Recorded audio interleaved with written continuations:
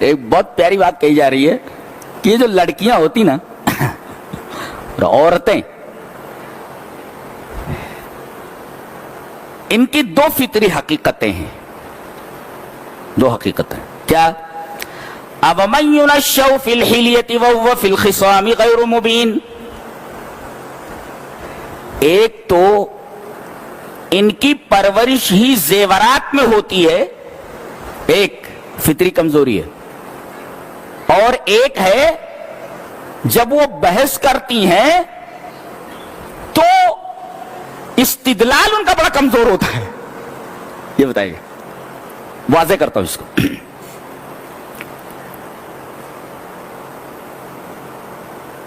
فی الحلیہ، حلیہ مانے زیور، یا حلیہ کا مطلب ہوتا ہے اسم لما یتحلی و یتزین بہ، کوئی بھی ایسی چیز جس سے لڑکیاں عورتیں سجتی سنورتی ہیں، ہر چیز حلیہ ہے۔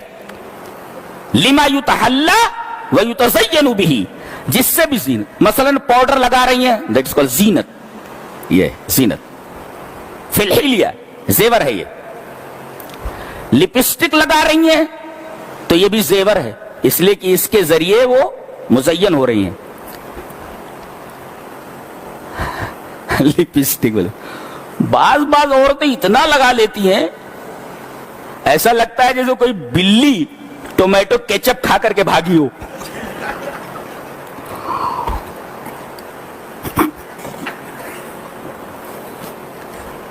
جی، تو فی الحلیہ، ایک تو یہ زیورات میں پرورش پاتی ہے، اس کو سجنے سنورنے کی عادت نہیں بلکہ اس کی فطرت ہوتی ہے۔ فطرت میں ہوتا ہے سجنا اور سنورنا، سجنے اور سنورنے میں ہی اس کی پرورش ہوتی ہے۔ یونشو اے ینشو اے تتربا، اس کے اندر اس کی پرورش ہوتی ہے۔ سجنا سنورنا اس کی فطرت ہے۔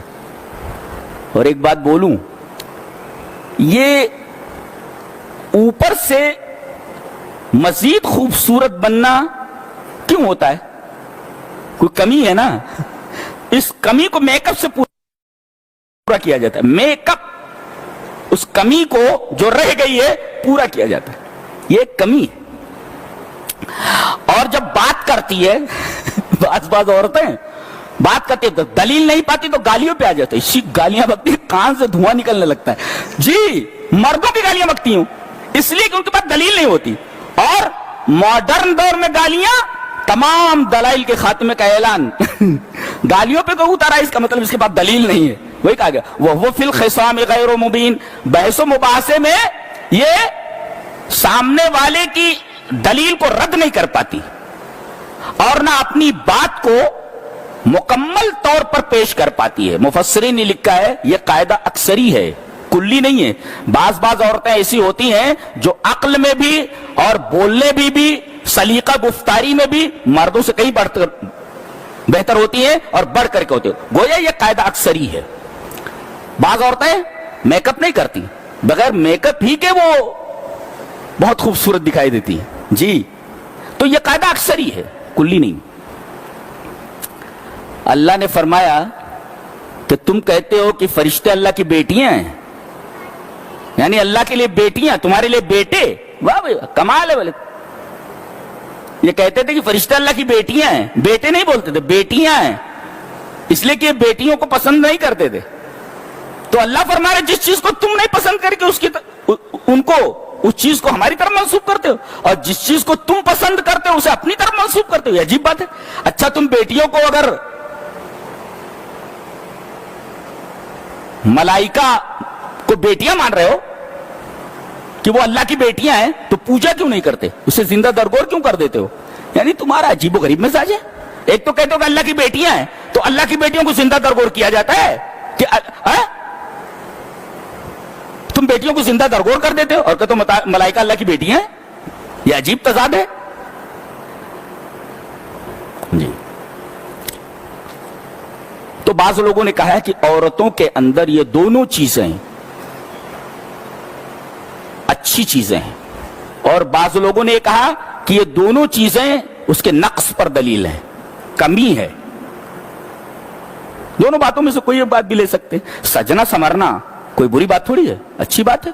اور جھگڑا کرنے پر اگر وہ سامنے والے کا منہ توڑ جواب نہ دے سکے یہ بھی اچھی بات ہے، بھی اچھی بات ہے. اس کو اچھے سینس میں لے لو. اور جن لوگوں نے یہ کہا ہے کہ سجنا سنورنا یہ نقص کی دلیل ہے، اس لیے کہ کوئی کمی ہے جس کو وہ پورا کر رہی ہے نا، تو یہ نقص ہے یہ. اور اگر کسی آدمی کی دلیل کا جواب نہ دے سکے یہ بھی نقص ہے، کسی کی دلیل کو توڑ نہ سکے اور اپنی بات کو خوش اسلوبی سے رکھ نہ سکے یہ بھی ایک طریقے کا نقص ہے. لیکن میں یہ سمجھتا ہوں کہ یہاں پر عورتوں کی تعریف کی گئی ہے، ان کی تنقیص نہیں، اس لیے کہ سجنا سنورنا یہ بہت خوبصورتی کی بات ہے، بہت اچھی بات ہے. اور اسی طریقے سے سامنے والے کو منہ توڑ جواب دینا نہیں دے پاتی ہیں یہ بھی ایک اچھی بات ہے. تو اسے اچھے سینس میں لو. امَوَيْنُ الشَّوْفِ الْحِلْيَةِ وَهُوَ فِي الْخِصَامِ غَيْرُ مُبِينٍ.